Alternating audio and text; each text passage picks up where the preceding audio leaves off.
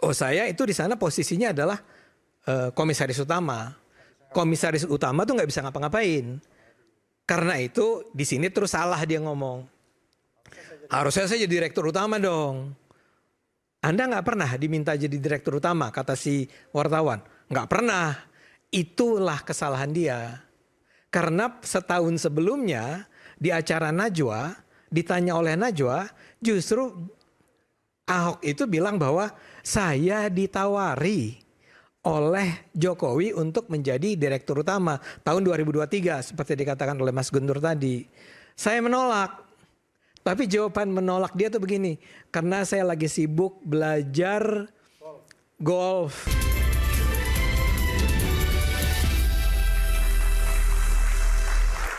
Tadi Bung Rey panjang lebar menyatakan, cuma saya simpulkan satu, saya konfirmasi dulu ke Bung Rey. Artinya yang Bung Rey mau sampaikan, ini apapun korupsinya, satu tujuannya cuma mau ganti pemain, itu aja. Ya kurang lebih begitu saya kira ya. Ada yang mau jawab? Silakan Bung Hendarsam. Tadi itu ada satu kalimat yang dikatakan oleh Bang Rey tadi kan. Saya nggak tahu ini akan ke depannya akan gimana. Kan gitu kan. Artinya beliau juga nggak tahu apakah ini akan ada pemain baru mengganti pemain baru atau tidak. Masih dugaan karena ya merujuk kepada data empirik sebelumnya. Di periode-periode sebelumnya. Itu yang dijadikan acuan oleh beliau. Sebelumnya itu di rejimnya Pak Jokowi maksudnya kan? Semuanya ke belakang lah ya kan. Udahlah, semua ada di situ. Itu ada di situ tuh. Nih orangnya juga ya. Nah, tapi saya perlu penjelasan dulu. Artinya mengganti pemain dari sebelumnya orangnya Pak Jokowi. Enggak. Maksud saya itu Pak Prabowo gitu. Iya. Bisa saja begitu. Enggak. Bisa begitu, oke. Kan Bung Aiman ya. Kita dulu diskusi di sini sehingga saya soal Bang Rey. Tunggu dulu. Karena saya ditanya oleh Bung Aiman ya kan. Apa gua orang kita kan dulu kemarin sebelumnya kita diskusi di sini soal pagar bambu kan. Enggak. Pagar laut.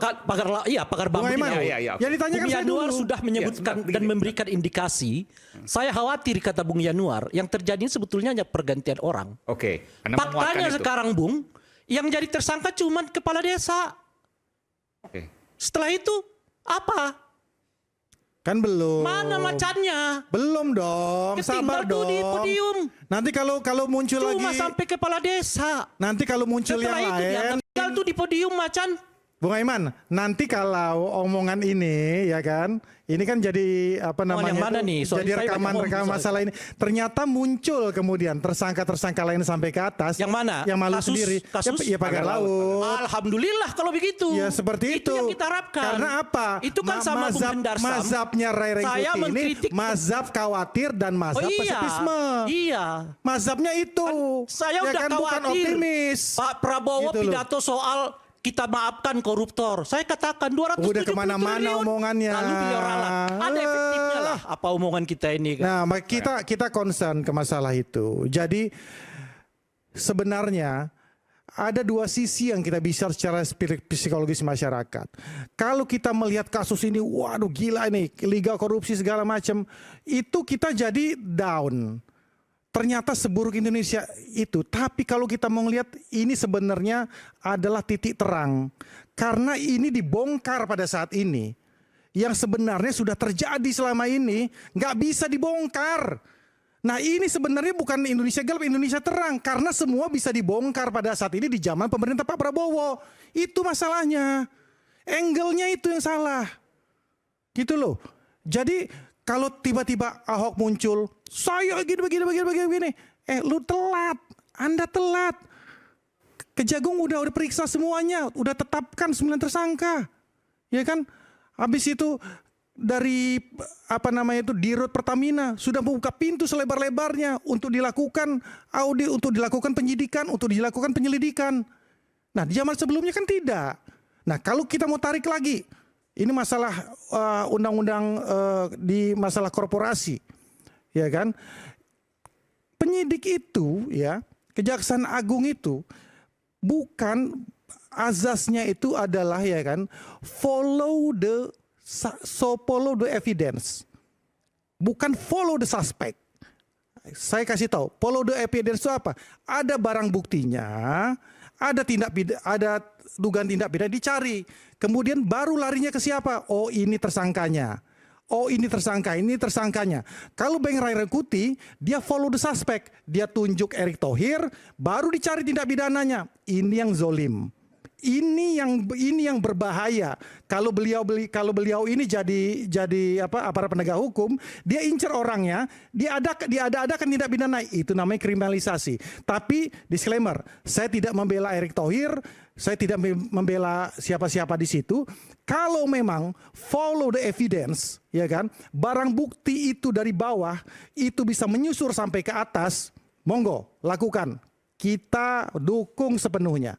Tapi prinsipnya follow the evidence. Barang buktinya ada, alat buktinya ada, mencukupi ke arah sana. Dan itu akan dilakukan. Akan dilakukan, Ya, oke. pasti. Akan bongkar-bongkaran. Dan saya pribadi dengan lisan kita ini sudah bentuk nih pembasmi asma hama-hama di BUMN terutama. Kita sudah Kita ini siapa maksudnya?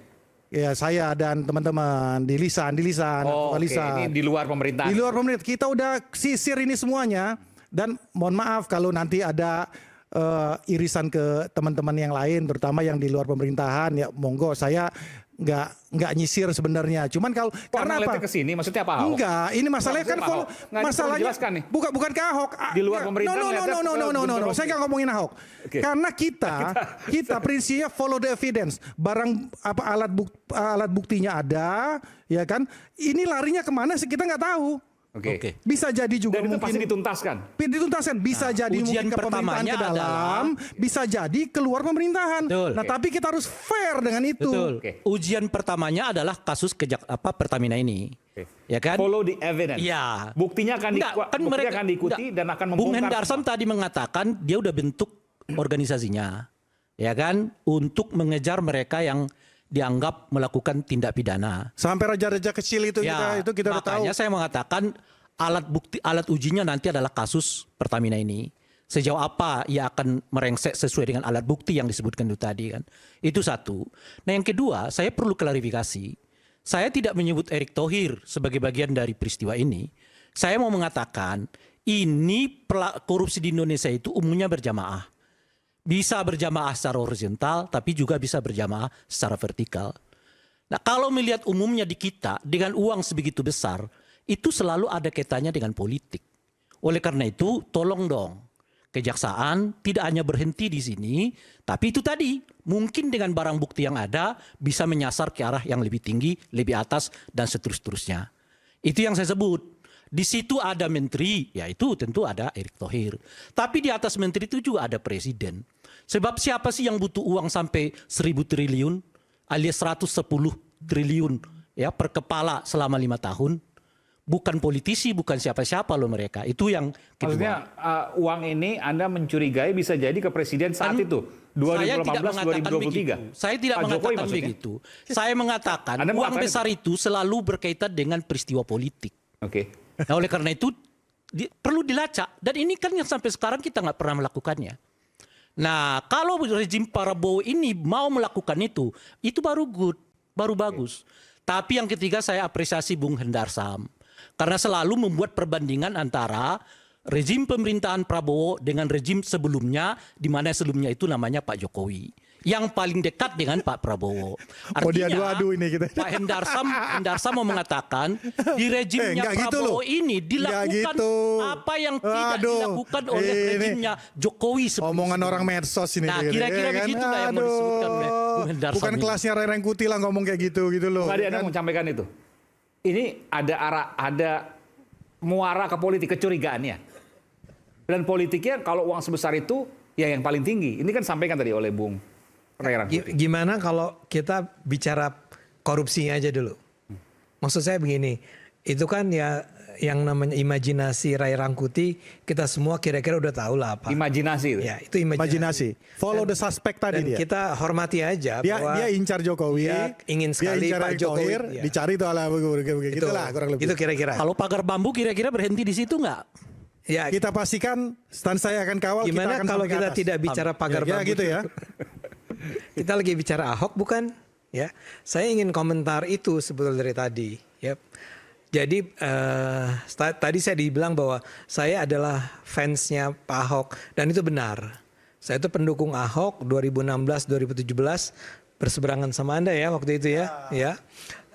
Dan sampai kemudian dia di penjara, dia keluar, dia masuk PDIP, saya tetap mendukung Pak Ahok. Saya tetap menganggap dia sebagai salah seorang tokoh terkemuka lah di Indonesia yang penting ya. Tapi kan sekarang muncul pertanyaan tentang Pak Ahok dan Pertamina. Saya ingin katakan bahwa saya tidak menuduh mereka yang membicarakan yang di medsos sebagai sekedar punya niat buruk untuk menyerang Ahok. Karena begini, sangat wajar orang mempertanyakan ada nggak sih peran Ahok di dalam kasus korupsi Pertamina? Menurut jawabannya? Enggak, saya cuma bilang saya tidak tahu kan, nggak ada jawabannya dong sekarang.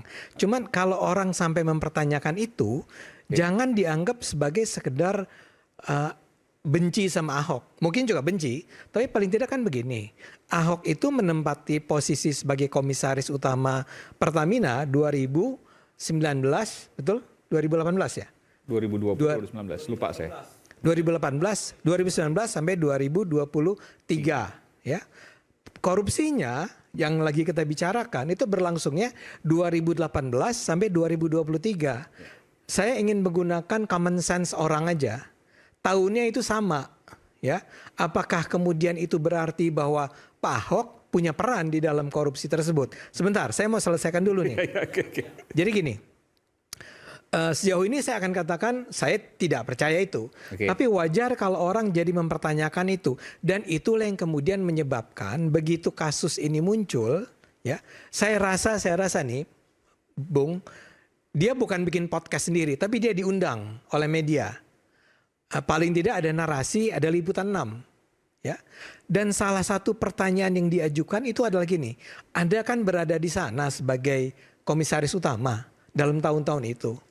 Kok bisa-bisanya, kok akhirnya ini terjadi semua? Kok Anda nggak tahu atau segala macam, ya? Jadi itu pertanyaan yang datang dari orang. Nah, jawabannya Ahok itu memang sangat self-defensive, sangat membela diri dengan mengatakan bahwa, oh saya itu di sana posisinya adalah komisaris utama. Komisaris utama tuh nggak bisa ngapa-ngapain. Karena itu di sini terus salah dia ngomong. Harusnya saya jadi direktur utama dong. Anda nggak pernah diminta jadi direktur utama, kata si wartawan. Nggak pernah. Itulah kesalahan dia. Karena setahun sebelumnya di acara Najwa, ditanya oleh Najwa, justru Ahok itu bilang bahwa saya ditawari oleh Jokowi untuk menjadi direktur utama tahun 2023, seperti dikatakan oleh Mas Guntur tadi. Saya menolak. Tapi jawaban menolak dia tuh begini, karena saya lagi sibuk belajar golf, saya belajar apa lagi ya, ada kegiatan-kegiatan yang belajar bahasa Mandarin. Ya, pengen santai lah. Pengen santai. Makan gaji. Kan lebih enak jadi gitu komisaris utama, gajinya ada, dia nggak bilang nggak usah kerja sih, cuman duitnya banyak dan waktunya ada, duit ada. Sehingga gini saya mau katakan, itu salahnya Ahok. Karena dia lupa bahwa setahun sebelumnya dia pernah bilang bahwa dia menolak menjadi dirut. Sekarang dia bilang dia ingin menjadi dirut. Karena hanya kalau dia menjadi dirut, dia bisa menyelesaikan masalah Pertamina. Itu satu. Nah, kedua adalah saya rasa sangat menarik untuk mengharapkan agar Ahok betul-betul mau terlibat nih sekarang dalam perang melawan, Anda kan sendiri menyebut ini korupsi terbesar di Indonesia dalam sejarah kan? Kalau angkanya sebesar itu ya. Perlukah ini ditangani dengan sekuat-kuatnya? Saya rasa perlu dan saya percaya Pak Prabowo berkomitmen untuk itu. Saya yakin ya. Tapi sekarang kita abaikan dulu Pak Prabowo-nya. Nah sekarang ada orang seperti Pak Ahok yang dalam wawancara itu menyampaikan hal-hal yang membuat kita merasa bahwa wow, orang ini punya informasi yang sangat dalam nih mengenai Pertamina. Karena kalimat-kalimat yang dia gunakan adalah saya punya dokumen, saya punya bukti, ya. Dan kemudian dia mengatakan sesuatu yang mengganggu sekali. Dia bilang begini, kalau sampai akhirnya saya berhenti dari sini, dari Pertamina, dia bilang, bahan-bahan ini tetap akan saya gunakan. Akan tetap saya kumpulkan. Saya akan kumpulkan dalam sebuah folder, ya, yang akan saya serahkan dalam sebuah folder kalau nggak salah, yang akan saya serahkan kepada Kejaksaan Agung bila Kejaksaan Agung memintanya. Bang Ade, saya potong dikit. Kok itu mirip-mirip apa yang dikatakan oleh Mas Hasto ya? Anda jangan belokkan ke sana dulu. Nggak apa-apa, maksud Maaf saya ya gitu adik-adik ya, ini polanya sama. Ya kira-kira kurang lebih sama. Tapi saya percaya, taruhlah kita percaya nih ya, bahwa Pak Ahok selama 5 tahun itu kerjaannya sebagai komisaris utama adalah mengumpulkan bukti. Semua notulensi dia bilang dia kumpulkan, ada itu semua, bukti-bukti ada. Tapi begitu ini diperiksa, saya bersedia menjadi orang yang akan membocorkan apa yang terjadi ini. Tapi kemudian dia kasih tambahan catatan. Tapi nanti persidangannya harus sidang terbuka, dia bilang begitu kan? Harus sidang terbuka ya, harus semua buka-bukaan. Kalau mau buka-bukaan kita buka aja sehabis-habisnya, itu kata Pak Ahok. Kesimpulan saya sebagai orang yang belajar komunikasi dari cerita itu, saya menangkap pesan-pesan yang sebetulnya tidak secara clear dia sampaikan, tapi menunjukkan bahwa dia itu selama 5 tahun berada di sana, atau 4 atau 5 tahun berada di sana, sebetulnya sudah memiliki bukti atau dugaan atau bukti lah ya, tentang korupsi. Korupsi yang sedemikian besar di mana di Pertamina. Dan itu sebetulnya sangat make sense, sangat masuk di akal. Kenapa? Nggak mungkin lah ya korupsi yang sampai mencapai paling tidak 200 triliun per tahun atau kemudian digenapkan menjadi 1.000 triliun per 5 tahun itu sampai tidak terdeteksi oleh seorang komisaris utama. Apalagi mungkin yang di atasnya ya.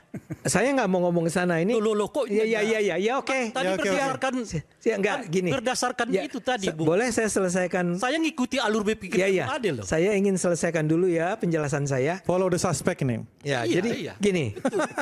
Karena komisaris utama itu kan mempelajari, punya kewajiban mengawasi. Yang diawasi memang Pertamina. Oke, intinya bahwa Pak Ahok Anda mau yakin bahwa Pak Ahok tahu. Udah betul. Nah, saya mau bilang begini, mungkin nggak sih dia tidak mengikutinya, tidak mempelajarinya, walaupun tadi dikatakan ini bukan Pertamina ya, ini Pertamina Patra Niaga ya, artinya yang sudah juga punya komisaris sendiri. Betul. Tapi dia sendiri bilang itu direktur utamanya saya sering marah-marahi dia bilang. Betul. Artinya dia punya komunikasi sama si direktur utama. Nah, saya boleh Nanti dulu dong. Oh, iya. Anda nih Sedikit lagi, tenang, Bang Ade. sedikit lagi nih. Oke.